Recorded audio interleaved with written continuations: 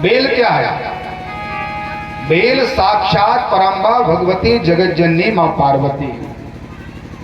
एक बार थोड़ा सा मैया में और शिव जी में वैष्णव में लीला हुई। भगवान लीला करते हम लोगों के ऊपर कृपा करने के। तो मैया से कुछ रूट से गए बाबा। तो मैया ने कहा चलो हम भजन करके मना लेंगे। तो मैया बालों के शिवलिंग निर्माण करके निरंतर अपनी सखियों के साथ भोले बाबा की सेवा पूजा करती थी। बहुत पूजा की, लेकिन बाबा का कोई ऐसी प्रसन्नता जैसा स्वरूप उनको प्राप्त नहीं हुआ। तो भगवती पार्वती ने अपना एक स्तन, अपना वक्षस्थल, अपना पयोधर काट करके भोले बाबा को अर्पित किया। तो उससे जो रक्त निकला और जो पदार्थ निकला, उसी से बिल्व की उत्पत्ति हो गई। उसी से बेल का जो पौधा है, वृक्ष है, उससे प्रकट हो गया। और जैसे मैया ने देखा कि 3-3 पत्तियों वाला ये क्या है, विल्व सामने प्रकट है, भगवती ने भाव से उनका पूजन किया शिव समझ करके, और उसके पत्ते तोड़े और तोड़ करके बाबा के पैरों पर जो एक विल्व अर्पित किया, भगवान प्रसन्न हो गए। बोले आशुतोष भगवान की जय हो। मानो जगदम्बा पार्वती ने अपने आप को ही भगवान के चरणों में समर्पित कर दिया। तो दुर्गा जी का स्वरूप है विल्व। यदि आपके पास पैसों की कमी हो, खूब साधन करने के बाद भी पैसे रुकते ना हो, तो लिखा है आप निरंतर एक मन बना लो कि हमें तो रोज बिल्व पत्र शिव जी को अर्पित करना है। 1 महीना करके देख लो आप लोग। लेकिन ऐसा नहीं कि सोमवार आया तो चढ़ा दिया और फिर 6-7 दिन तो पता ही नहीं महाराज क्या करना है। नियम पक्का होना चाहिए हमारा। नियम बहुत छोटा करो, बहुत लंबा मत करो। छोटे से छोटा भी नियम आप अपनाओ, लेकिन वह नियम निरंतर चलना चाहिए। नियम में भगवान बनते हैं, ये पक्की बात है। हजारों ऐसे उदाहरण हैं। और नियम ऐसा कि आप कैसा भी नियम ले लो। आप लोग कथा जानते, कोई ये पड़े का दर्शन करने जाता था भैंस वैंस का, लेकिन नियम तो पक्का था उसका। और नदी वदी आ गई थी तो उसने कहा नहीं भाई नियम तो पूरा करना है, दर्शन तो होना चाहिए। तो उसी भैंस में से पड़े में से भगवान प्रकट हो गए थे। लेकिन कब? जब नियम करोगे। 1 महीने का नियम ले लो आप, करना तो निरंतर चाहिए। अरे भगवान के पूजन को हमें ये अवसर मिला है। दुनियादारी का काम तो हम करते ही, लेकिन थोड़ा सा समय भगवान को निकालें। कितना निकालना चाहिए भगवान को?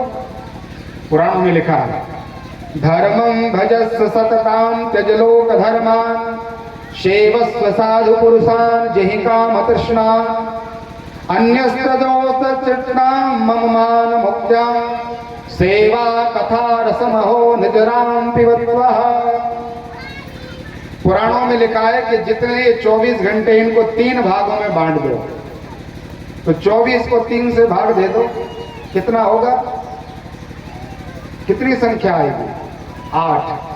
8 8 3 बार लिखो तो कितना हो गया? 24। पुराणों में लिखा है 8 घंटे आप एक तरफ निकाल के रख दो। किस चीज के लिए? बोले सोने के लिए और व्यवहार के लिए। आपको जो भी अपना व्यवहार निभाना है, कर्तव्य करना है, उसको करो और सो जाओ। 8 घंटे आप केवल धन कमाने में लगा दो। आजकल व्यक्ति कहते हैं महाराज कर्म ही पूजा है। ये लोगों किसका है? आप लोग बताएंगे? बोले महाराज अब नौकरी जाना या खेती करना या दुकान में बैठना वही पूजा है मेरी। तो धन्य हो महाराज, वो नौकरी साथ जाएगी कि वो दुकान साथ जाएगी कि वो खेती बाड़ी साथ में जाएगी पूजा के रूप में, ये तो आप जाने। ये जो लोगो है, ये वाक्य है हमारे सेना का, भारतीय सेना का ये वाक्य है। कर्म ही पूजा है और उनकी कर्म ही पूजा सही में है। जो देश हित के लिए अपने प्राणों का बलिदान कर देते हैं, जो देश के प्रति वफादारी करके, निष्ठा व्यापक करके और अपने प्राणों को समाप्त कर देते हैं। गरुड़ पुराण में लिखा है कि जो व्यक्ति अपने राजा के लिए, अपने गांव के लिए, अपने शहर के लिए, अपने देश की रक्षा में प्राण समर्पित कर देते हैं, वो कितने भी पापी क्यों ना हो, उनको सीधा मोक्ष होता है। तो उनका तो कर्म पूजन है, लेकिन हमारा कर्म पूजन नहीं है। 8 घंटे जितना धन कमाना हो कमाओ। खेती भी आप लोग करते तो कितने घंटे करते होंगे बताओ? 3-4 घंटे सुबह और 3-4 घंटे 12 बजे के बाद। 8 घंटे से ज्यादा तो कोई श्रम नहीं कर पाता। तो 8 घंटे निकाल दिए शयन में और व्यवहार में, और 8 घंटे निकाल दिए आपने पैसे कमाने में, क्योंकि बिना पैसे का काम भी नहीं चलेगा। माता पिता की सेवा, गुरु जी की सेवा, ये सब पैसे से होगी। तो ये आप कर लो। अब कितना बचा आपके पास? 1 भाग पूरा बचा है। 8 घंटे आपके पास हैं, और उस 8 घंटे में एक क्षण भी आप कम मत करो। 8 घंटे आपको भगवान का भजन करना चाहिए। इतनी पूजा तो कम से कम करो। गुरु जी तो कहते हैं कि आपने 23 घंटे 59 मिनट 59 सेकंड भगवान का भजन किया। अब कितना बचा? 1 सेकंड बच गया इसमें से। बोले आपने इतना पूजन किया और 1 सेकंड भगवान का नाम नहीं लिया, तो आप भगवान के भक्त नहीं हो। भक्ति तैल धारावत होती है।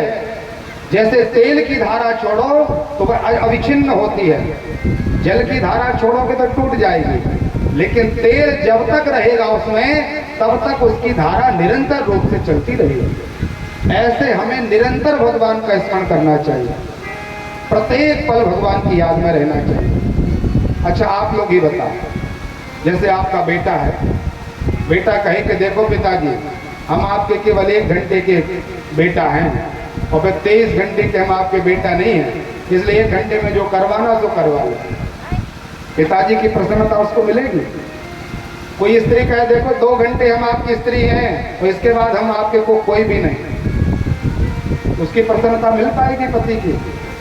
ऐसे ही हम लोग क्या करते हैं, ऊपर से लोटा का जल गया और जय हनुमान ज्ञान गुण सागर जय, कब ऐसे भागते महाराज क्या बताएं।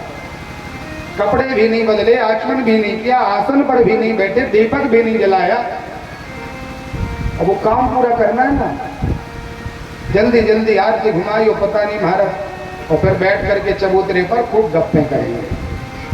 आज क्या हो गया था, खूब भीड़ सी लगी थी वहां, अरे वो उसको गाली दे रहा था, क्या हो गया था?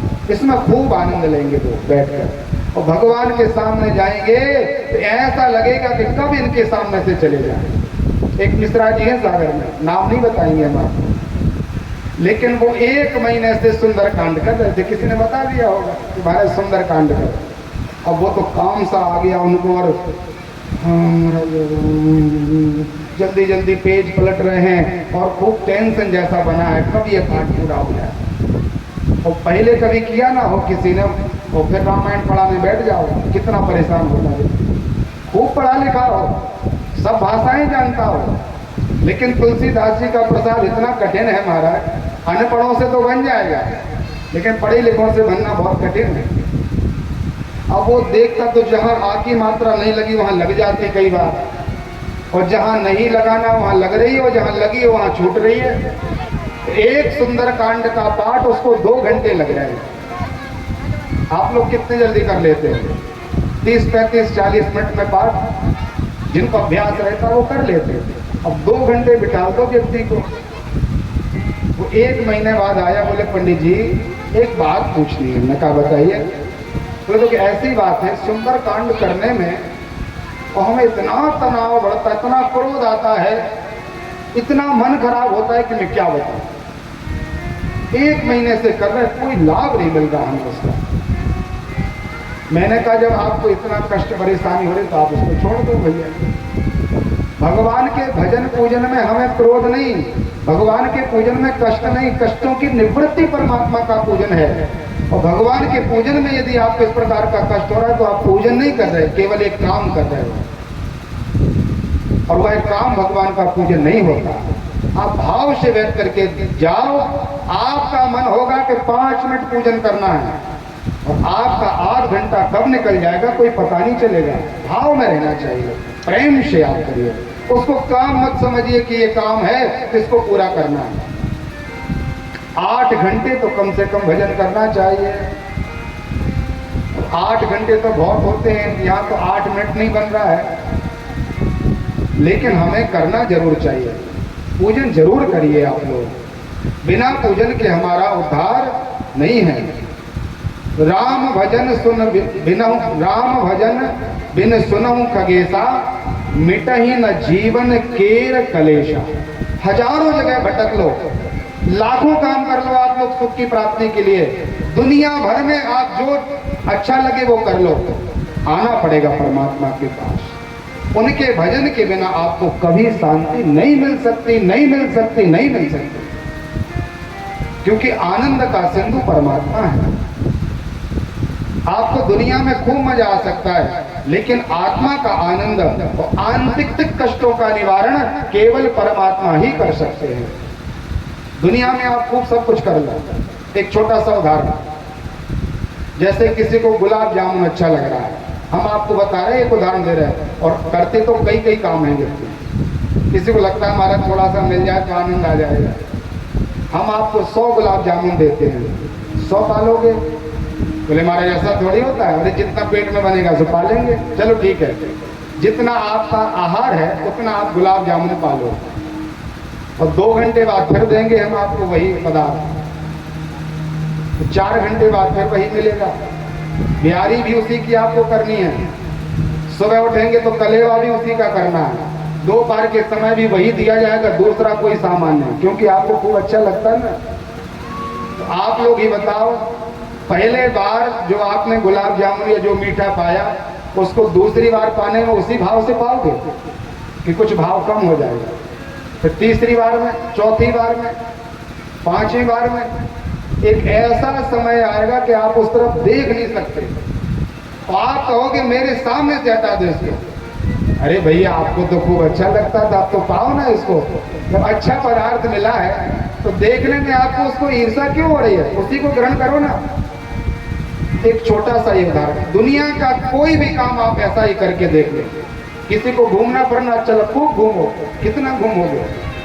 कोई आलसी प्रकार के व्यक्ति हो तो उनको सोना अच्छा लगता है, उनको सुला दो, तुम सोते ही रहो महाराज, कितना सोओगे, कितना सोएगा?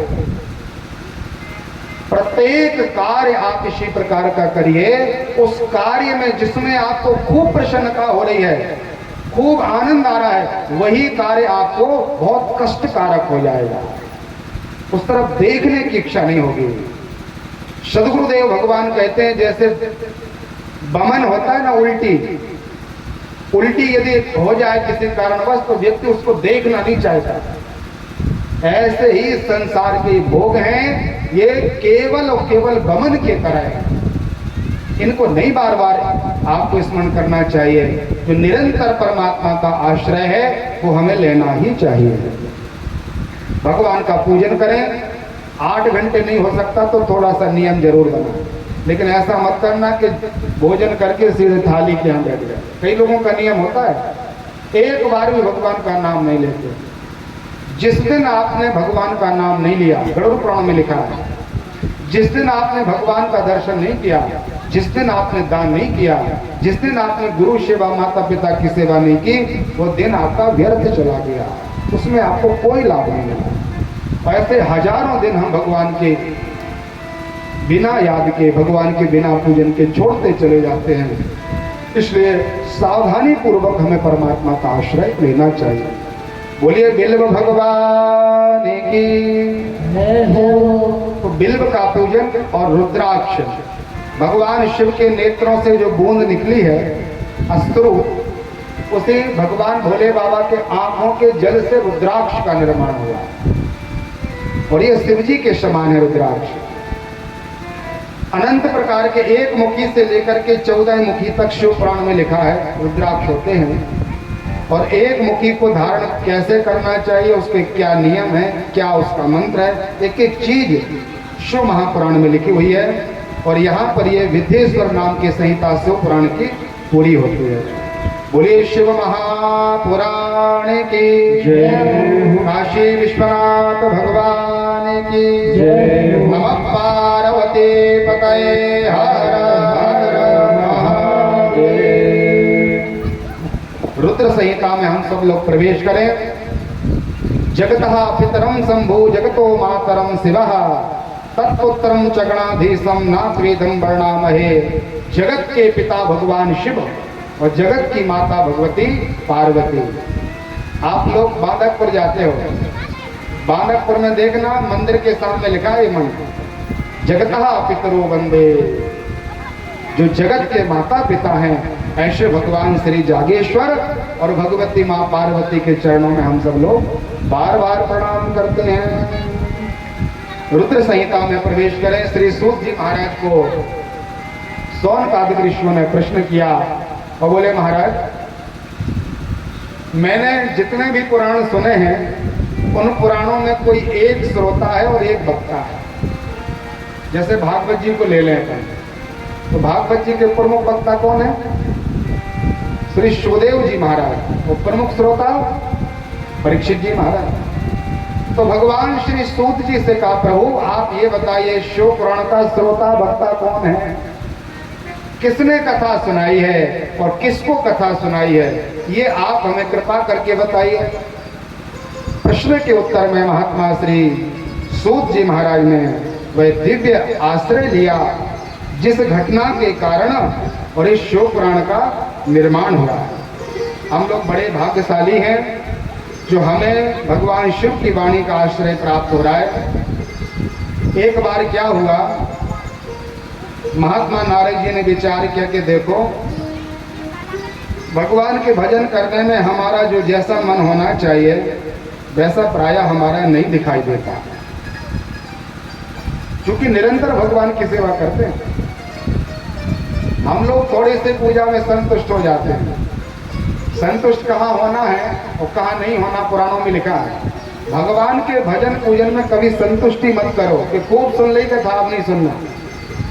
खूब भगवान का जप कर लिया, आप नहीं करना। अरे वही तो कथा है, पंडित जी क्या सुना देंगे?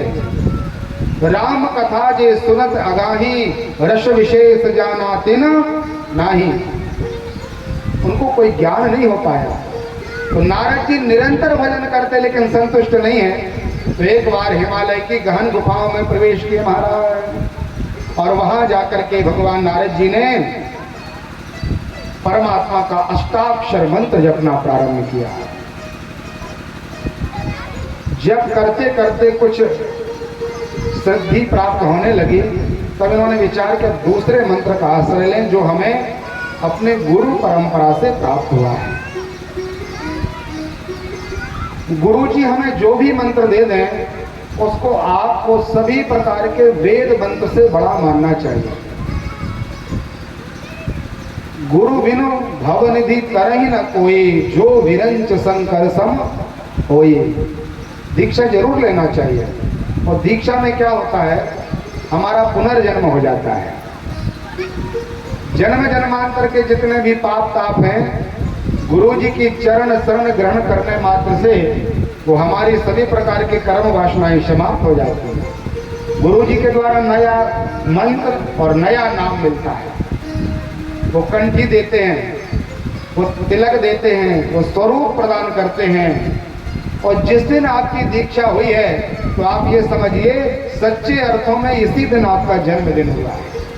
अभी तक तो हम व्यर्थ में ही घूम रहे थे, लेकिन आज हमारा सच्चा जन्मदिन हुआ। गुरु जी के मंत्र का आश्रय लेकर के महात्मा नारद जी भजन करने लग गए।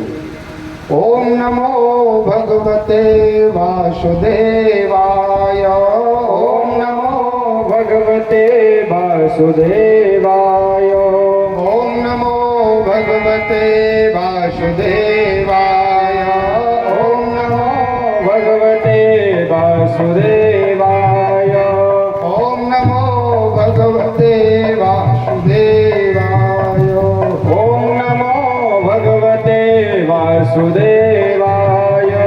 वासुदेवाय प्रभो नंद नंदनाय, वासुदेवाय प्रभो नंद नंदनाय, वासुदेवाय प्रभो राघवेंद्राय, वासुदेवाय प्रभो राघवेंद्राय। ओम नमो भगवते वासुदेवाय, ओम नमो भगवते वासुदेवाय, ओम नमो भगवते वासुदेवाय, ओम नमो भगवते वासुदेवाय। वासुदेवाय वासुदेवाय। बोले लक्ष्मी नारायण गिरि गुहा एक अति पावनी, बह समीप सुर सरी सुहावनी। माँ गंगा जी का पवित्र तट है, हिमालय की गुफा है, और वहां पर महात्मा नारद जी आकर के भजन करने लगे। त्रिलोकी में महाराज समाचार हो गया कि नारद जी ने भजन प्रारंभ किया है। तो एक बार इंद्र को लगा ऐसा ना हो कि देवताओं के ऋषि हैं, इसलिए इनका नाम देवर्षि है, और जब भजन पूजन बढ़ जाए, भगवान प्रसन्न हो जाए, तो ये ना कहे जाए कि महाराज पंडित जी बन के तो खूब घूम फिर रहे हैं, अब एक बार थोड़ा इंद्र का पद का भी हम आनंद चखना चाहते हैं, तो हमें इंद्र बना दीजिए। ऐसा मन यदि नारद जी का हो जाएगा तो भगवान प्रसन्न होकर के तत्काल तथास्तु, हम कहाँ जाएंगे। तो इंद्र ने अप्सराओं को भेजा, गंधर्वों को भेजा, सर्वत्र काम व्याप्त हो गया। जितना प्रयास था इनका, संपूर्ण प्रकार का प्रयास किया, लेकिन एक किसी भी प्रकार का मन में क्षोभ महात्मा नारद जी को प्राप्त नहीं हुआ। कोई राग गान नहीं, कोई काम का प्रभाव नहीं, कोई क्रोध भी नहीं, परम शांत है। खूब विघ्न किया, लेकिन नारद जी के मन में कोई गिलानी प्रकट नहीं हुई। तो वह जो इंद्र है वह उनके चरणों में लौट गया, बोले महाराज हमें तो बड़ा भय लग रहा है आपको देख करके, मुनि गति देख सुरेश डराना।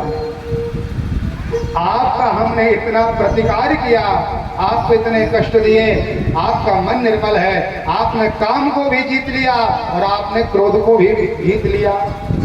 ब्रह्मा जी की सृष्टि में ऐसा कोई देवता नहीं है, कोई संत नहीं है, कोई महात्मा नहीं है, कोई ऋषि नहीं है जिसने एक साथ काम को और क्रोध को जीत लिया हो। इसलिए महाराज हमें क्षमा करो। नारद जी ने कहा बेटा कोई बात नहीं, छोटे छोटे लोग ऐसे करते रहते हैं, और हमें कोई क्रोध भी नहीं है, हम कोई श्राप भी नहीं देंगे। तो प्रसन्न होकर के इंद्र अपने परिकरों के साथ स्वर्ग को पधारे। यहाँ महात्मा नारद जी का वो प्रभाव कानों कान संसार में फैल गया। प्रत्येक व्यक्ति को पता चल गया कि महात्मा नारद जी ने काम और क्रोध को जीत लिया है। अब इतना बड़ा पद मिल गया नारद जी को, इतनी बड़ी प्रशंसा होने लगी कि ब्रह्मा जी की सृष्टि में कौन नहीं है। हमारे बड़े भैया जो सनकादिक महात्मा, उनकी ख्याति नहीं वैसी जो ख्याति आज हमारी होने वाली है। प्रसन्नता के साथ महात्मा नारद जी भगवान भोले बाबा के पास आए। बोलिए शंकर भगवान की जय हो। शिव पुराण प्रकट क्यों हुआ उसकी ये भूमिका है। नारद जी का आगमन देख करके भगवान शिव खूब प्रसन्न हुए। वो बोले महाराज बहुत लंबा सा समय निकाल दिया, आज आए हो। तब महात्मा नारद जी भगवान शिव को कहने लगे। बाल कांड में 126 दोहे से लेकर के जो नारद जी का ये मोह वाली चर्चा है, इसका पूरा ट्रांसलेशन, पूरा अनुवाद शिव पुराण से लिया गया है। शिव पुराण का आप श्लोक पढ़ो और यहाँ की ये चौपाइयां पढ़ो, बिल्कुल हूबहू वैसा ही चरित्र है। तो महात्मा नारद जी को भगवान शिव ने कहा, नारद मुनि सुशीलता आपन करने, सुरपति सभा जाय सब वर्णे, सुनि सबके मन अचरज आवा, मुनि प्रशंस हरि शरणावा। तब नारद गवने शिव पाहि, जिता काम अहिमति मन माहि, मार चरित शंकर ही सुनाए, अति प्रिय जानि महेश सिखाए। मार का उल्टा क्या होता है? मार का उल्टा करो आप, क्या हुआ? राम। अभी इसके पहले जितनी बार नारद जी आते थे शिव जी के पास, तो हर समय रामचरित्र होता था। कभी शिव जी सुनाते थे तो नारद जी सुनते थे, और कभी नारद जी सुनाते थे तो भगवान शिव सुना करते थे। लेकिन आज महात्मा नारद जी कामदेव को जीत कर आए हैं, तो अब राम जी का चरित्र नहीं हो रहा। यहाँ कौन सा चरित्र? मार चरित्र शंकर ही सुनावा। मार कहा जाता है कामदेव को, और कामदेव का वो पूरा चरित्र महात्मा नारद जी ने भगवान शिव को सुना दिया। भोले बाबा ने विचार किया नारद जी तो बीमार हो गए भाई, फोड़ा हो गया इनके शरीर में, और ये फोड़ा भी छोटा सा है, दवाई दे देंगे तो तत्काल मिट जाएगा। तो महात्मा नारद जी को शिव जी ने कहा, नारद आपने बहुत अच्छा किया, भगवान की बड़ी कृपा है, आप नहीं करोगे तो कौन करेगा। आप जैसे ही भक्तों के ऊपर भगवान की कृपा से माया का कोई प्रभाव नहीं चलता। भगवान गीता में स्वीकार करते हैं, देवी हेसा गुणमयी मम माया दुरतया, लेकिन माम मेव एव प्रपद्यन्ते माया मेताम तरन्ति ते। यदि आप 1000 प्रकार का हट करके प्रयास करो कि हम माया से पार हो जाएं, तो संभव नहीं है। जब तक आप मायापति भगवान की चरण शरण ग्रहण नहीं करोगे, और जो मायापति का आश्रय ले लेते हैं, तो जो माया है ना, वो माया तो आपकी दासी बन जाती है। नारद जी, आपके ऊपर भगवान की कृपा है, लेकिन हम आपसे एक प्रार्थना करना चाहते हैं। शिव जी ने कहा, ऐसा करना नारद जी कि आप अब किसी को मत सुनाना। नारद जी मन में सोचने लगे कि भोले बाबा को बहुत उल्टा सा लगा, ये जल रहे हैं हमको देखकर, क्योंकि भोले बाबा ने कामदेव पर तो विजय प्राप्त कर ली, लेकिन इन्होंने क्रोध को नहीं जीता। क्रोध करके इन्होंने कामदेव को भस्मसात कर दिया था। हमने तो कामदेव को बचा भी दिया, उस पर क्रोध भी नहीं किया, कोई श्राप भी नहीं दिया। तो शिव जी को लग रहा है ऐसा ना हो नारद जी हमसे ऊपर निकल जाए, इसलिए ये बोल रहे किसी को मत सुनाना। बहुत सावधानी से ये प्रसंग सुनना आप लोग। ये नारद जी का चरित्र नहीं है, हम आपका चरित्र है। ये हम लोगों की वो विडंबना है कि हम किस प्रकार से भगवान से विमुख हो जाते हैं। भगवान ने कहा, नारद जी दुनिया में जहां सुनाना हो तो सुना देना, कोई चिंता नहीं, लेकिन वार वार बिन बहु मुनि तो ही। हाथ जोड़ के शिव जी बोल रहे, विचार करो कितने कृपालु भगवान शिव हैं, क्या जरूरत थी उनको हाथ जोड़ने की। लेकिन भोले बाबा कहते हैं, नारद जी हम विनयता के साथ, नम्रता के साथ बार बार हाथ जोड़ करके आपसे कहते हैं, अति प्रिय जान महेश सिखाए। खूब प्रसन्न होकर के भोले बाबा ने सिखाया। वो कहा, देखो जिमी यह कथा सुनाओ मोई, जो कथा आपने मुझे सुनाई है ये कथा आप सब जगह सुनाना, लेकिन भगवान नारायण से तो मत कहें। यदि बार बार भगवान नारायण कहें कि नारद जी बताओ तो क्या हुआ था, खूब प्रसन्न होकर के याद कराएं। तिमी जन हरई सुनावहूं कवहूं, चलऊं प्रसंग दुरावहूं तबहूं। खूब प्रसंग करें भगवान के, वो बताइए। लेकिन मेरी प्रार्थना है नारद जी, आप भगवान से ये मत कहना कि मैंने कामदेव को जीत लिया। अब तो नारद जी को बिल्कुल उल्टा लग रहा है। कई बार ऐसा होता है, बच्चों को माता पिता समझाते हैं, बेटा ऐसा मत करो, ये तुम्हारे लिए अच्छा नहीं है। तो उस समय उस बेटे के लिए या बेटी के लिए सिखाने वाला सबसे बड़ा शत्रु लगता है, और जो उल्टे सीधे मार्ग में ले जाते हैं वो सबसे अच्छे मित्र लगते हैं उसको। परिस्थिति के कारण उसकी बुद्धि ऐसी हो जाती है कि जो अच्छे व्यक्ति हैं, जो उसके हित चिंतक हैं, उनके प्रति उसकी श्रद्धा समाप्त हो जाती है। आज तक महात्मा नारद जी का ऐसा कोई प्रभाव नहीं, कोई मन की ऐसी विडंबना नहीं कि शिव जी समझाएं और समझ में ना आए।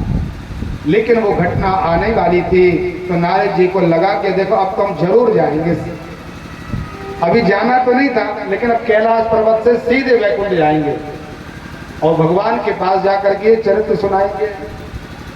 भोले बाबा ने लगा अब तो महाराज का कल्याण मुझे समझ में नहीं आता, तो अपने गणों को पीछे भेज दिया कि जाओ जहां जहां नारद जी जाएं इनकी रक्षा करना।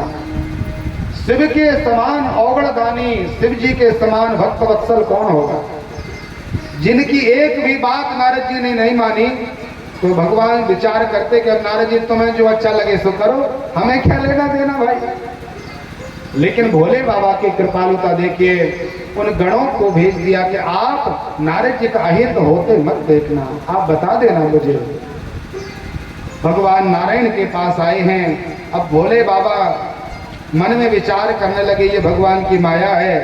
यहाँ पर नारायण भगवान भी तैयार हो गए। और प्रभु पहले क्या करते थे, जब नारद जी आते थे तो अपनी उस दिव्य शेष सैया पर भगवान लेटे रहते थे। आज नारद जी आए तो भगवान खड़े हो गए। अरे महात्मा नारद जी, बड़े दिनों में दया की आपने। इनको लग रहा है पता चल गया भगवान को कि आज नारद वो नारद नहीं है। खूब प्रसन्न हो गए। प्रभु से कहा, महाराज अरे आप क्यों उठे हैं, आप तो जगत के आधार जगदीश्वर हैं, भगवान कृपा करो, हम आपके सेवक किंकर हैं। बोले नारद जी मैंने सुना आपने कामदेव को जीत लिया। बोले हाँ महाराज ये सब आपकी कृपा से हुआ है। कई बार अभिमान में व्यक्ति क्या बोलता है, अरे महाराज ये सब घर परिवार आपका ही है, और मन अंदर से वो जानता है कि किसका है। नारद जी ऊपर से तो भगवान की खूब स्तुति कर रहे, लेकिन अंदर से वह अभिमान का अंकुरण वृक्ष का रूप ले गया। तो भगवान नारायण ने विचार किया कि अब किसका रोग ज्यादा बढ़ गया है तब तो ऑपरेशन होगा। जब शिव जी के पास थे तो थोड़ा छोटा सा था, उस समय ये दवाई से दब सकता था, लेकिन अब तो महाराज ये अध कच्चा हो गया। अब यदि इसको ऐसा दवा देंगे तो ये और ज्यादा विषाक्त हो जाएगा, ये बड़ा स्वरूप लेकर के प्रकट होगा। अभी तो छोटा सा रूप बड़ा रूप हो जाएगा, इसलिए ऐसा करो इसको पूरा पक जाने दो। तो भगवान ने पकाना प्रारंभ किया और बोले नारद जी महाराज अभी आप देखो यहाँ वहां बैठते, आप मेरे साथ बैठे। तो जिस पर्यंक पर भगवान नारायण विराजते हैं उसी अपनी ही आसन पर अपनी ही शेष सैया पर नारद जी को बिठा लिया। अब तो महात्मा का और भाव बढ़ गया कि दुनिया में भगवान ने किसी को अपने इस आसन पर स्थान नहीं दिया। आज परमात्मा को पता चला कि उन्होंने कामदेव को और क्रोध को जीत लिया, तो मानो भगवान ने अपने समान हमें बना दिया। परमात्मा ने कहा ठीक है नारद जी कुछ सुनाइए। थोड़ी यहाँ वहाँ की बातें हुई और नारद जी जाने लगे कि हम ब्रह्मलोक जाएंगे। परमात्मा ने तत्काल माया को प्रकट कर दिया। बोले मायाधीश भगवान की जय हो। रोज नारद जी घूमते फिरते हैं, बहुत सावधानी से सुनना। तो क्या नारद जी को इतना पता नहीं होगा कि ये नगर नया नया है, ये अभी हमें कभी मिला नहीं और आज ये इस रास्ते में कहां से आ गया भाई? थोड़ा तो विचार कर सकते थे नारद जी। लेकिन पुराणों में संत कहते हैं कि जब हमारे अंदर अभिमान रूपी वृक्ष बड़ा हो जाता है तो हमारी बुद्धि रूपी जो ये पत्ते हैं ना वो अपने आप उस वृक्ष से गिरने लग जाते हैं। हमारी बुद्धि काम नहीं देती, फिर जहां बुद्धि लगना चाहिए वहां नहीं लगती। नारद जी ने कहा बहुत सुंदर सा नगर दिख रहा है, चलो देखें क्या स्थिति है। तोषा दिव्य सुरपुर से भी ज्यादा, स्वर्ग से भी ज्यादा जो परम सुंदर वह नगर है। नारद जी प्रवेश किए। बिरिच उमग मह नगर ते सतयोजन विस्तार, श्रीनिवास पुर ते अधिक रचना विविध प्रकार। श्रीनिवास मतलब वैकुंठ से भी ज्यादा 100 गुना सुंदर बनाया भगवान ने। अब बनाएंगे तो भगवान थोड़ा अलग बनाएंगे, नारद जी को मोहित करना है। वहां पर एक शील निधि नाम के राजा राज्य करते हैं और उनकी एक सुंदर कन्या विश्व मोहिनी नाम की है, उसको स्वयंवर की व्यवस्था की गई है। देश देशांतर के राजा राजकुमार पधारे हुए हैं। अनेक प्रकार के मणि माणिक्य युक्त सिंहासनों पर राजाओं को बिठाला गया है और उस कन्या के हाथ में माला दे दी। महात्मा नारद जी ने विचार किया ये तो बड़ी सुंदर व्यवस्था है महाराज यहाँ, और यदि ऐसी व्यवस्था है तो यदि एक बार नारद जी का भी विवाह हो जाए तो क्या दिक्कत है? सब विवाह करते हैं तो हम विवाह कर लेंगे तो क्या चला जाएगा? बहुत सावधानी से कथा सुनना। जिन महात्मा नारद जी ने कामदेव को जीत लिया है वो नारद जी का मन हो रहा है कि चलो आज विवाह की व्यवस्था हो जाए। नारद जी का स्वरूप देख करके सबने खूब सेवा पूजा की। महाराज आइए विराजमान होइए, उनके पैर धोए, उनको तिलक लगाया, आसन पर बिठाया और नारद जी से कहा उनके पिताजी ने कि महाराज आप सर्वत्र गति है आपकी, आप त्रिकालज्ञ महात्मा हो, आप कहीं भी जा सकते हो, कहीं भी आ सकते हो और आप प्रत्येक व्यक्ति के अंदर विराजमान होकर के आप सब जान सकते हो। इसलिए आप कृपा करके मेरी इस बेटी की हाथ देख लो या इसकी कुंडली देखो, आप बड़े ज्योतिषी हो ना, और ये बताओ किसका विवाह किसके साथ होगा। तो नारद जी ने 2 बार हाथ देखे हैं, आप लोगों को पता होगा। एक बार जब माँ पार्वती का जन्म हुआ था तब हिमालय के यहाँ जाकर के महात्मा नारद जी का स्वागत हुआ था और जो जो वहां पर लिखा था वो एक एक बात बताई, कोई बनावटी बात महात्मा नारद जी ने नहीं बताई। जैसे लक्षण मां पार्वती जी के थे ठीक उसी तरह सटीक रूप से कुंडली देख करके बता दिया और भोले बाबा कैसे मिलेंगे ये पूरी चर्चा सुना दी।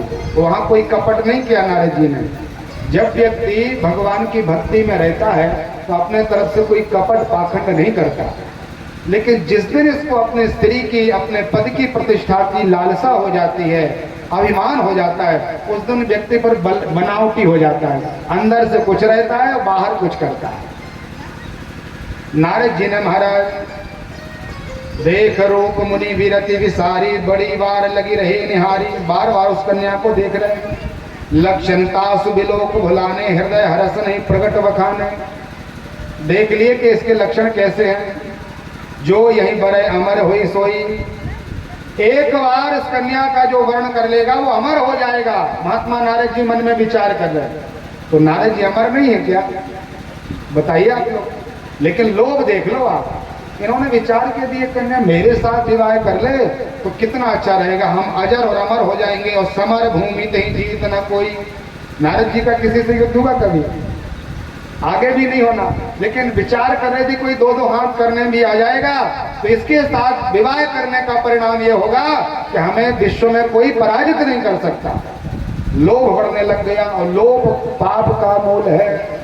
सभी प्रकार के पापों की जननी कौन है?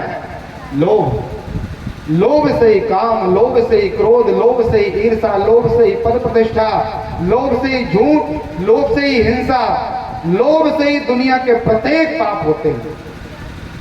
महात्मा नारद जी ने कुछ कुछ बातें अपने मन में रख ली और कुछ कुछ बातें यहाँ वहाँ की बना करके, जैसे ज्योति बना देते ऐसे बना करके उस शील निधि राजा को निवेदन की। और मन में तो यही बात आ रही कि अब कौन सा उपाय करें जिससे ये कन्या हमारे साथ विवाह कर ले। तो वहां से तो महात्मा नारद जी जल्दी निकल पड़े। अब महात्मा नारद जी एक पीपल के वृक्ष के नीचे बैठ गए। जप तप कछु न हो ये तही काला। अब खूब राम राम करने का मन हो रहा है, लेकिन मन नहीं लग रहा है। खूब भजन करने का प्रयास किया, माला पोथी उठा ली, लेकिन अब तो केवल एक ही भाव है कि महाराज क्या करें, हे विधि मिले कवन विधि माला वाला। अब तो ये माला पोथी ऐसा लग रहा है जैसे हमारे शत्रु हो। ऐसा कोई उपाय हो जाए जल्दी से वो स्त्री प्राप्त हो जाए। अब एक नारद जी की बहुत अच्छी बात यहाँ लिखी है। हम लोग क्या करते हैं, जब हमारे सामने ऐसा कोई संकट प्रकट होता है या कोई परिस्थिति बनती है तो हम भगवान के पास नहीं जाते, हम लोग दुनिया में भटकते हैं। अरे वो वाले विधायक जी हमारा काम कर देंगे, अरे मंत्री जी से तो हमारी अच्छी मित्रता है ना, बंडा में नए नए थानेदार आए हैं वो हमारा काम जरूर कर देंगे। हम दुनिया में भटकते हैं। लेकिन महात्मा नारद जी ने एक बहुत अच्छा काम किया। ये दुनिया में कहीं नहीं गए और विचार आया कि इस समय हमारा हित करने में भगवान नारायण के समान कोई दूसरा व्यक्ति नहीं हो सकता, हमें सीधे परमात्मा के पास जाना चाहिए।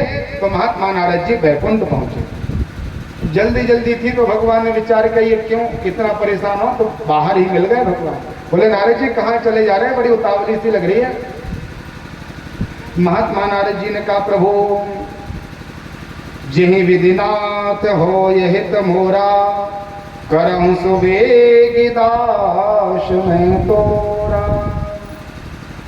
संतों के कभी शब्द नहीं बदलते। महात्माओं के ऊपर कितनी भी विपत्ति आ जाए लेकिन वो अपनी वाणी को परिवर्तित नहीं करते। भगवान से कहा प्रभु जिस प्रकार से हमारा परम हित हो वही काम कीजिए। भगवान समझ गए नारद जी तुम्हें कौन सी दवाई चाहिए। तो भगवान ने कहा नारद जी तुम्हारा हित नहीं, जेहि विधि हो वही परम हिता। नारद सुनहु तुम्हार, सोई हम करहु न आन कछो, वचन न मृषा। मैं झूठ नहीं बोलता, रामो ना द्विभाषते, दूसरा भी नहीं हम बोलते और झूठ नहीं बोलते। भगवान का एक बहुत बड़ा विशेषण है, एक बार जो परमात्मा जो कह देते हैं वो करते हैं। इसलिए नारद जी जिस प्रकार से तुम्हारा परम हित होगा वही काम करेंगे। अब तो नारद जी को विश्वास हो गया कि भगवान की कृपा मिलेगी। तो बोले क्या चाहिए? बोले महाराज आप अपना स्वरूप दे दो, जैसे आप सुंदर हो ना, अद्वितीय हो, आपके समान दुनिया में कोई सुंदर नहीं, कृपा कर दो महाराज आपका रूप मिल जाए। कौन सा रूप? आप बताओ ना, हमने तो हजारों रूप लिए। आपको सूकर कुकर का रूप बना दें, आपको नरसिंह बना दें, आपको कच्छप बना दें, आपको बामन बना दें, क्या चाहिए? 24 में से देख लो आप जो अच्छा लगे। तो नारद जी ने कहा हमारे हरि रूप दे दो आप, और हरि भगवान नारायण है। भगवान ने कहा ठीक है नारद जी, आप चले जाओ जहां जा रहे हो, आपको हम अपना हरि रूप प्रदान करते हैं। बोले भक्त वत्सल भगवान की जय हो। और नारद जी को भगवान ने बंदर बना दिया। हरि बंदर को भी कहा जाता है। हरि गए, हरि के पास जो वो एक व्याकरण में है ना, कैसा है, हरि थे, हरि गए, और हरि हरि हरि हरि 4-5 बार आता है। हरि का रूप मतलब मेंढक भी है, हरि कुएं को भी बोला जाता है, हरि बंदर भी है, हरि जल भी है, हरि भगवान नारायण भी हैं। तो भगवान को लगा इसको बंदर बना दो। महात्मा नारद जी को बंदर बना दिया महाराज। शिव जी के गण पीछे लगे हैं कि किसी भी प्रकार से महात्मा नारद जी का अहित नहीं होना चाहिए। नारद जी तो इस प्रसन्नता में है कि हम विष्णु के समान हो गए। तो उस नगर में महात्मा ने प्रवेश किया। बड़े बड़े राजा राजकुमार बैठे थे उस सभा में। नारद जी उसी जगह बैठे जहां से कन्या का प्रवेश होना है। आप लोग देखो नारद जी का चरित्र, ये उनका चरित्र नहीं है, हमारा और आपका चरित्र है। अब जब कन्या आई तो जिस जहां पर नारद जी बड़े फूल कर बैठे थे ना कि हम तो विष्णु जी हैं, उस तरफ भूल कर भी कन्या ने नहीं देखा। एक बार भी महात्मा नारद जी को आंख भर के उस कन्या ने निहारा नहीं। नारद जी ने विचार किया गलती कहाँ हो रही है, क्या बात है। तो आगे चली जाती तो नारद जी फिर आगे वाली कुर्सी पर बैठ जाते, वो निकल जाती तो फिर आगे बैठ जाते। तो ये लाइव टेलीकास्ट चल रहा था उस समय, जो आजकल लाइव कथा चलती ना, ये पहले लाइव कथा चलाई है महात्मा भगवान भोले बाबा के गणों ने, रुद्र गणों ने। एक एक बात बता रहे भोले बाबा को महात्मा नारद जी का कि ऐसा ऐसा हुआ है, और वो कन्या के पीछे पड़े हैं, और नारद जी आगे आगे बैठ जाते हैं, बंदर का रूप बना लिया है। तो भोले बाबा ने विचार किया कि देखो बंदर बनना कितना अच्छा है भाई। जिस तरफ बंदर बैठा है उस तरफ माया ने भूल कर भी नहीं देखा। शिव जी ने इसी में सिद्धांत ले लिया, और बाबा ने विचार किया अब हम भी बंदर बनेंगे, क्योंकि बंदर का प्रभाव यह है कि बंदर बन जाओगे तो आप अपने आप माया से बच जाओगे। तो साक्षात भोले बाबा ही हनुमान जी के रूप में प्रकट हो गए। बोले हनुमान जी महाराज की जय हो। भगवान शिव में और भगवान हनुमान जी में कोई अंतर नहीं, साक्षात शिव ही हनुमान जी हैं। राम जी के संपूर्ण चरित्र में सेवा करने के लिए श्री हनुमान जी महाराज के रूप में भगवान शिव हैं। और जब कृष्णावतार हुआ तो द्वापर के समय में भगवान ने विचार किया कि हमारे प्राणनाथ हम मर्यादा से रहित होकर भी कोई कोई लीला करेंगे, तो इनकी सेवा कैसे की जाए। तो वही भोले बाबा साक्षात वंशी का रूप लेकर के, जो मुरली है निरंतर भगवान बालकृष्ण अपने साथ रखते हैं, उस मुरली के रूप में भगवान शिव पधारे। बोले भक्तवत्सल भगवान की जय हो। और भोले बाबा को लगा ये अच्छा है बंदर बनना। सदगुरुदेव भगवान कहते हैं कि भगवान ने विचार किया कि नारद जी का यदि विवाह करा देंगे तो बंदर बनना है। शादी के बाद व्यक्ति बंदर बन जाता है और पत्नी के इशारे पर नाचता है। ये मैं नहीं बोल रहा हूं, पुराण में लिखा है, नचही नार मर कटकी, स्त्री के बस में होकर के बंदरों की तरह नाचता है। तो यदि इसे को नारद जी का विवाह करा देंगे तो बंदर बन करके नाचना ही है महाराज। ऐसा करो बंदर पहले बना दो, और जो व्यक्ति बंदर पहले बन जाए तो फिर वो सुंदर बन जाता है, उसको पर बंदर नहीं बनना पड़ता। और जो ज्यादा सुंदर पहले बन जाए तो उसको निश्चित रूप से बंदर बनना ही है। अब नारद जी को सुंदरता देंगे तो जीवन भर बंदर बन के रहना पड़ेगा, और यदि इनको बंदर बना देंगे तो कुछ क्षण में इनकी सुंदरता वापिस आ जाएगी। और एक और बहुत बड़ी बात है, नारद जी का जो स्वरूप परमात्मा ने बंदर का बनाया है, ये केवल 3 लोगों को दिख रहा है। चौथे को किसी को भी भगवान नारद जी बंदर के रूप में नहीं दिखे। प्रत्येक के लिए महात्मा नारद जी के रूप में दिख रहे हैं। सब लोग प्रणाम करते हैं नारद जी को, लेकिन 2 केवल शिव जी के गण और तीसरी वो कन्या। उस विश्व मोहिनी को नारद जी बंदर के रूप में देखे और भोले बाबा के गणों को बंदर के रूप में लिखे, और अन्यत्र किसी को भोले बाबा के उन वर्णन करते हैं उनके गणों ने कि भगवान नारद जी सबको उसी रूप में दिखाई दे। इसका तात्पर्य यह है कि हम यदि थोड़ा सा भी भगवान का भजन करें तो भगवान हमारी अपकीर्ति नहीं होने देते। दुनिया में भगवान का भक्त तिरस्कृत हो, अपमानित हो, ये भगवान स्वीकार नहीं करते। और नारद जैसा परमात्मा का श्रेष्ठ दास, नारद जी की दुनिया में तू हो, ये भगवान को पसंद होगा क्या? तो परमात्मा ने भक्ति की भी लाज का संवरण किया, नारद जी का अपमान भी नहीं होने दिया, और नारद जी का काम भी परमात्मा ने कर दिया। अब लंबा सा समय हो गया, महात्मा नारद जी आगे पीछे घूम रहे हैं। जिन नारद जी ने कामदेव पर विजय प्राप्त की है, और वो नारद जी आज इस प्रकार से एक कामी लोलुप व्यक्ति की तरह विवाह करने के लिए तैयार हैं। रामायण में एक बहुत बड़ा सूत्र लिखा है, बोले बिहस महेश तब ज्ञानी मूढ़ न कोय, जहि जस रघुपति करहि जब सो सत तेहि छन हो। इस सिद्धांत को हमें मानना चाहिए।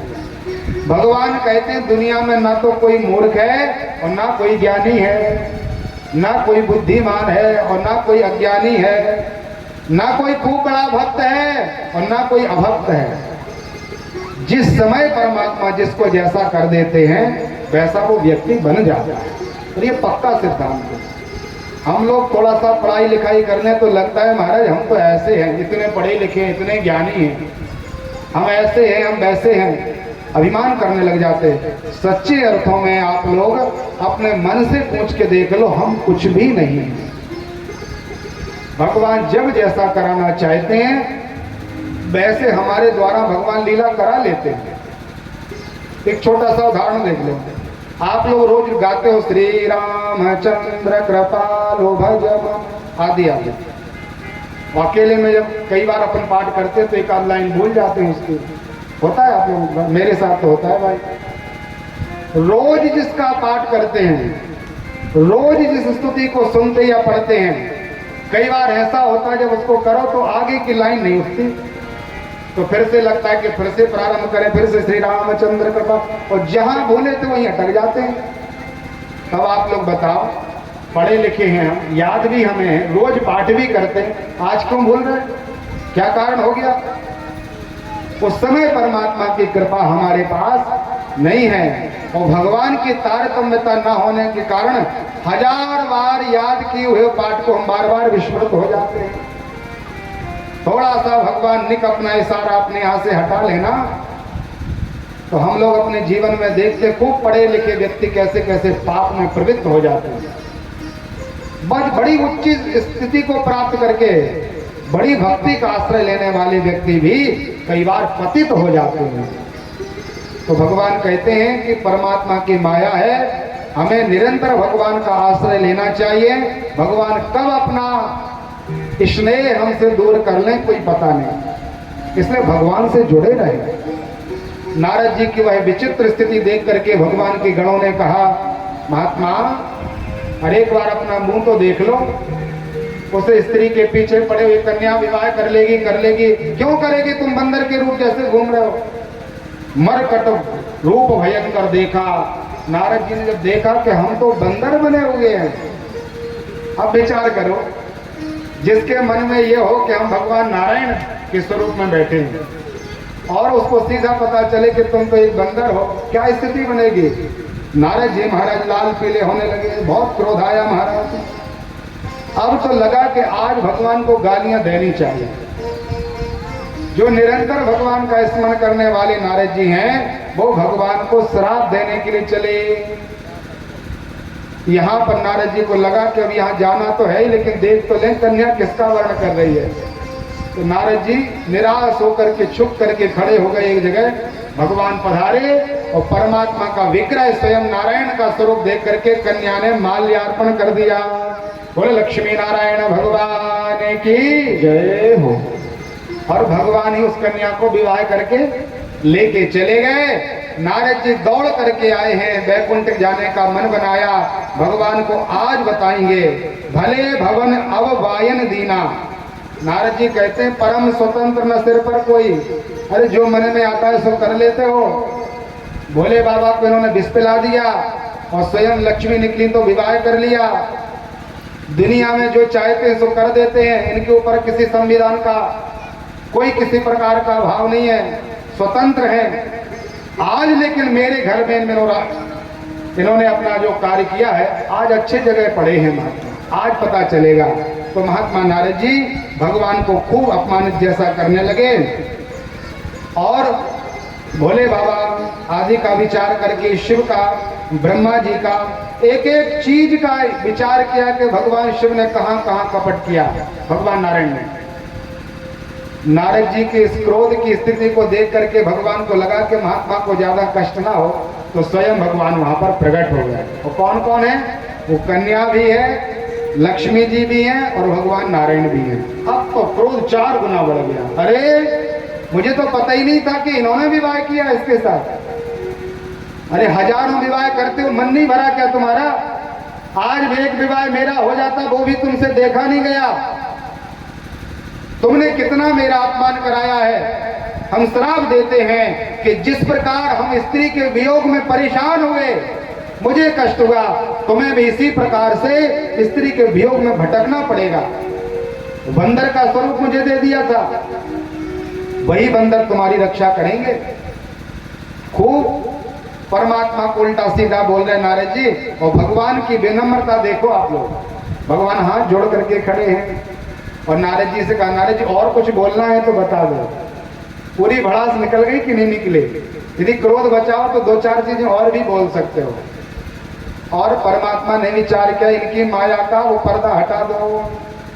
तो जैसे वो तारा रो रही थी ना, बाली की पत्नी, और राम जी सरकार ने दीन ज्ञान हर लीनी माया, परमात्मा ने ज्ञान दिया और माया समाप्त करके उस तारा को बता दिया कि हकीकत क्या है। इसी तरह भगवान ने एक क्षण में अपनी सब प्रकार की माया समाप्त कर दी। जब हरि माया दूर निवारे, नहीं तहां रमान राजकुमारी। अब वो कन्या भी नहीं है, लक्ष्मी भी नहीं है, केवल भगवान नारायण खड़े हुए हैं और अपनी माया का पर्दा भी परमात्मा ने नारद जी के शरीर से हटा दिया है। जो परमात्मा का वह दिव्य ज्ञान महात्मा नारद जी को हुआ महाराज। तव मुनियति सभेत हरि चरणाम, गए पाहि प्रणता। हे भगवान, हे नारायण, हे गोविंद, हे अखिल कोटि ब्रह्मांडाधिनायक, बड़ी गलती हो गई, क्षमा कर दीजिए महाराज, हमने बड़ा अपराध कर दिया आपका, आप हमें कृपा करो, हमारे एक एक वचन झूठे हो जाए। नारद जी कहते हैं, मैं दुर्वचन कहे बहु तेरे, जो जितने दुर्वचन हमने आपके प्रति कहे हैं महाराज, वो सभी प्रकार के झूठे हो जाए। मृषा हो ये मम श्राप कृपाला, वो जो हमने आपको श्राप दे दिया कि आप मनुष्य बनोगे, स्त्री के वियोग में भटकोगे, बंदर आपकी रक्षा, वो सब झूठा हो जाए महाराज। हमारे ऊपर प्रभु कृपा कीजिए। तब परमात्मा ने कहा, नारद जी कृपा ही तो की है हमने आपके ऊपर, कृपा न की होती तब हम आपको अपना स्वरूप दे देते और आप आज एक स्त्री के बस में हो जाते। तब महात्मा नारद जी को पता चला कि देखो भगवान की माया कितनी बलवती है। हम विचार करते थे कि हमने काम पर विजय प्राप्त कर ली और हमने क्रोध को जीत लिया, और भगवान ने दोनों चीजें बता दी कि तुमने कुछ नहीं किया। काम को नहीं जीता, इसका परिणाम यह है कि तुम एक स्त्री के स्वरूप में उसकी चमक में आकर के और त्रिभुवनपति परमात्मा का रूप लेकर के एक चाटुकार, एक लोलुप व्यक्ति की तरह उसके आगे पीछे पड़े थे। तो आपने काम को नहीं जीता और दूसरा तुमने क्रोध को भी नहीं जीता, क्योंकि आपने क्रोध में भर करके हमें कितनी गालियां दी।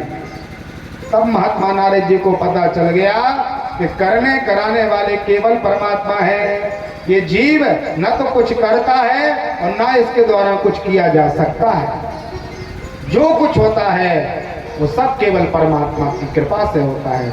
हम लोग बोलते ना कि एक पत्ता भी भगवान की कृपा के बिना हिल नहीं सकता, ये पक्की बात है, परम सिद्धांत है ये। महात्मा नारद जी के इस दिव्य चरित्र को भगवान शिव ने अपने गणों के द्वारा श्रवण किया। भोले बाबा के गणों को भी श्राप दे दिया। नारद जी ने क्रोध में भर करके, अरे नारद का उपहास करोगे तुम लोग, इसलिए जाओ एक कल्प ही से तो तुम इस प्रकार से तुम एक कल्प तक जो है राक्षस की योनि को प्राप्त हो जाओगे। प्रणाम किया तो बताया कि भगवान ही अवतार लेकर के तुम लोगों के शरीर की रक्षा करेंगे और तुम्हें वैकुंठ का वास प्राप्त होगा। ये चरित्र श्री सूत जी महाराज ने सौनकादिक ऋषियों को सुनाया। नारद जी के इस चरित्र में हम लोगों को यही बात सीखनी है कि हम कुछ भी नहीं हैं, हम केवल परमात्मा के दास हैं। अब भगवान नारद जी जब मंत्र पढ़ने बैठते तो मन में वही गिलानी हो जाती। यदि कोई अपराध कर लें अपन और कहीं शांति से बैठे तो वो अपराध बार बार याद आता है। यदि अपन थोड़ा सा भी भजन करने वाले हो तो कोई कोई तो इतने बड़े पुरुषार्थी होते हैं कि लाखों अपराध करें लेकिन एक बार भी गिलानी नहीं होती उनको। लेकिन नारद जी को बार बार मन में हो रहा कि मैंने अच्छा नहीं किया, मुझे भगवान के प्रति ऐसा स्वभाव नहीं रखना चाहिए। तो भगवान के पास आए और प्रभु से कहा, महाराज कोई उपाय बताओ, हमारा मन पूजा पाठ में नहीं लगता, हमने जो आपका तिरस्कार अपमान किया है तो हमारा वो पाप कैसे धुलेगा। तब भगवान नारायण ने कहा कि इसके लिए तो आपको निरंतर भगवान शिव का आश्रय लेना पड़ेगा, भगवान के पास जाइए महाराज। तो नारद जी महाराज शिव जी के पास आए और जिनका इन्होंने अपराध किया था उन्हीं की चरण शरण ग्रहण की।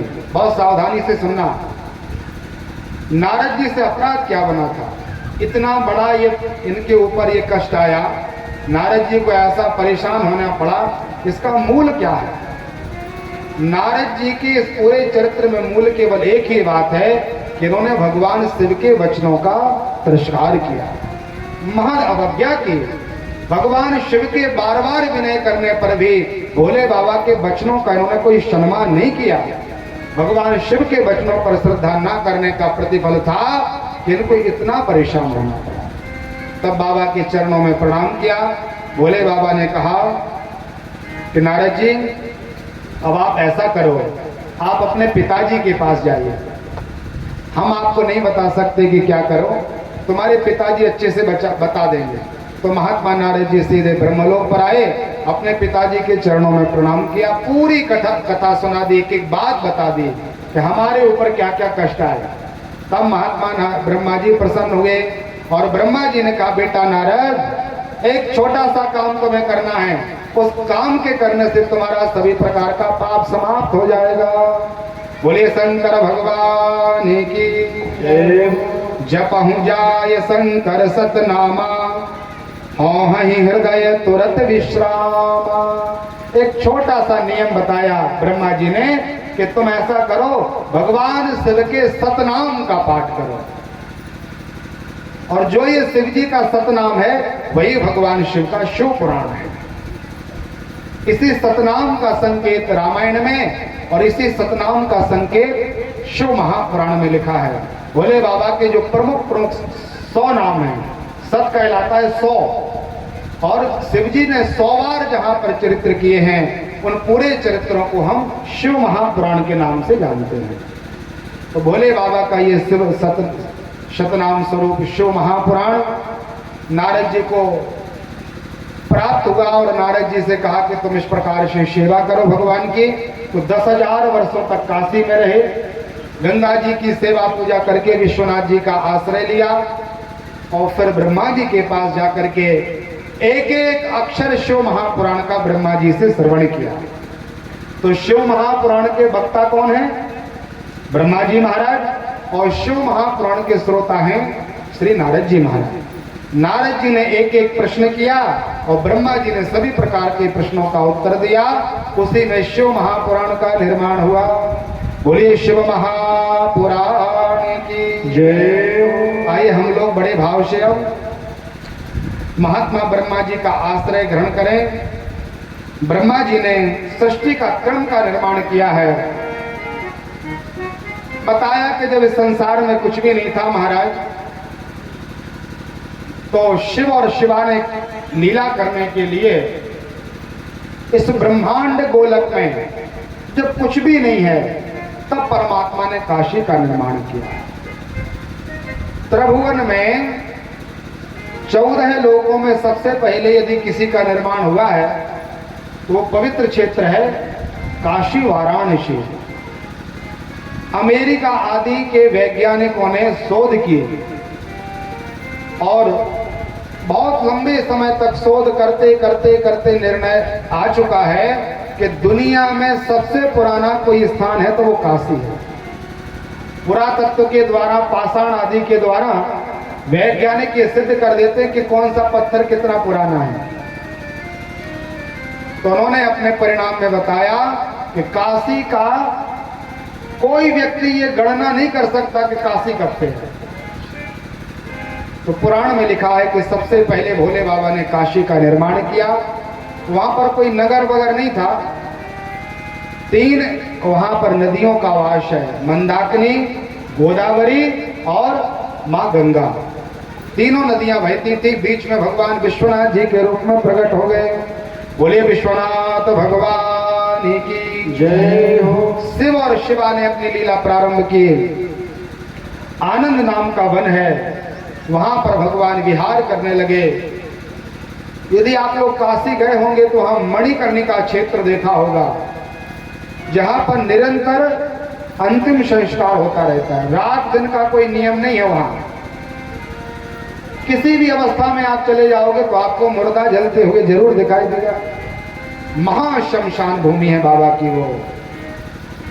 वहीं पर एक पवित्र तीर्थ पुष्करणी क्षेत्र है। वहां पर भगवान शिव ने जैसे ही ध्यान लगाया तो ध्यान में उसी जल के बीच में भगवान नारायण प्रकट हो गए। बोले भक्तवत्सल भगवान की जय हो। आप लोगों ने भागवत जी में सुना होगा कि जब ये संसार में कुछ नहीं था तो भगवान नारायण ने कृपा करके सहस्त्र शीर पुरुखा सहस्त्राक्षा सहस्त्रपाद, हजारों सिर, हजारों नेत्र, हजारों पैर, हजारों कान, भगवान ने विराट रूप में जन्म ले लिया। वही स्वरूप शिव महापुराण में लिखा है कि काशी के उस पवित्र क्षेत्र में जल से भगवान प्रकट हुए। जल को नार कहा जाता है और अयन कहा जाता है सोने वाला। तो जल में सोने वाला कौन हो गया? नारायण। इसलिए परमात्मा का नाम नारायण हो गया। नाभि कमल, भगवान की नारायण के नाभि से कमल निकला और कमल में एक पुरुष का जन्म हुआ जिसको भगवान नारायण ने ब्रह्मा जी ऐसा नाम दिया। ब्रह्मा जी अपनी कथा सुना रहे जन्म की नारद जी को, और मैंने तपस्या की तो भगवान ने प्रसन्न होकर के कहा, ब्रह्मा जी तुम ब्रह्मलोक पर प्रतिष्ठित हो जाओ, संपूर्ण ब्रह्मांड के तुम अधिपति, सृष्टि बनाओ। तो ब्रह्मा जी ने सृष्टि का क्रम प्रारंभ किया और जो संसार में हमें ये दिखाई दे रहा है ये ब्रह्मा जी ने बना के तैयार कर दिया। नारायण भी प्रसन्न हुए और भगवान शिव की भी कृपा उनको प्राप्त हुई। ब्रह्मा जी कहते हैं महाराज उसी क्रम में महात्मा सनकादिक ऋषि, मरीचि, अत्रि, अगस्त, वशिष्ठ, पुलस्त, क्रतु, भृगु, दक्ष आदि महात्माओं का जन्म। दक्ष के यहाँ अनेक संतानों का जन्म हुआ, जिनमें एक छोटी संतान इनकी जो है बेटी के रूप में, जिसका नाम महारानी सती है। बोलिए सती महारानी की जय हो।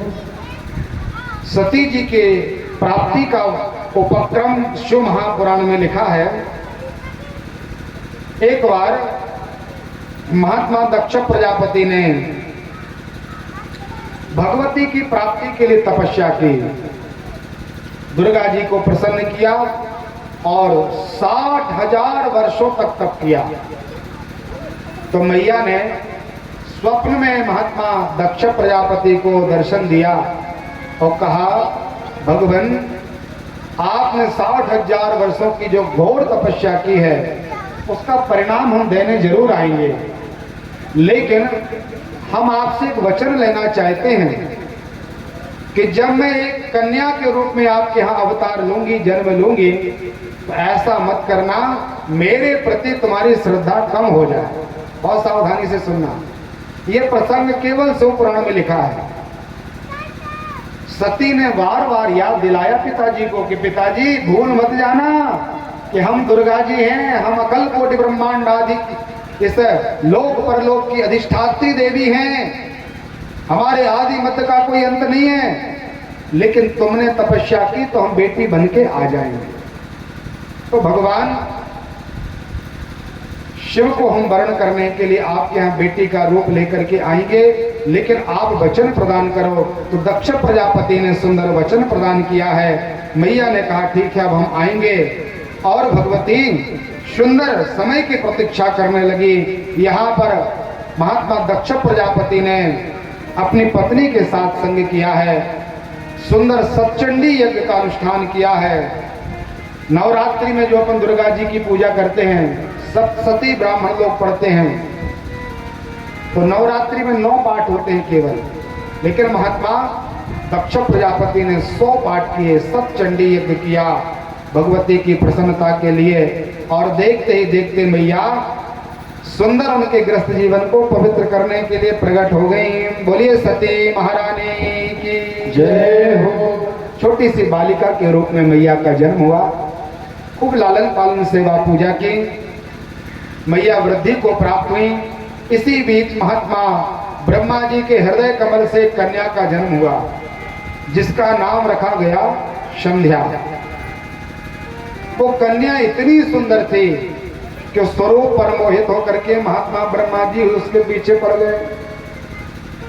कन्या ने विचार किया कि मैं कितनी उल्टा, मेरा शरीर कितना निकृष्ट, जो जिस ब्रह्मा ने, जिस विधाता ने मुझे जन्म दिया वही मेरे रूप पर मोहित हो गया। तो कन्या दौड़ लगाना प्रारंभ करती है। दौड़ते दौड़ते दौड़ते कैलाश पर्वत की गहन गुफाओं में पहुंची, जहां भोले बाबा विराजे हैं। त्राहि मां, भगवान रक्षा कीजिए। तो बाबा ने विचार किया क्या बात है। बोले देखो महाराज, मेरे पिताजी ब्रह्मा जी हैं, और ब्रह्मा जी ने ही मुझे स्त्री के रूप में प्राप्त करने के लिए मेरे साथ प्रार्थना की, मुझे प्रणय निवेदन किया, और वो दौड़ करके मेरे पीछे पड़े हैं। मैं छुप करके आपके यहाँ आई हूँ, मेरे शील की रक्षा कीजिए भगवान। बोले बाबा ने क्रोध किया। बाबा ने विचार किया कि ब्रह्मा जी ने अच्छा नहीं किया।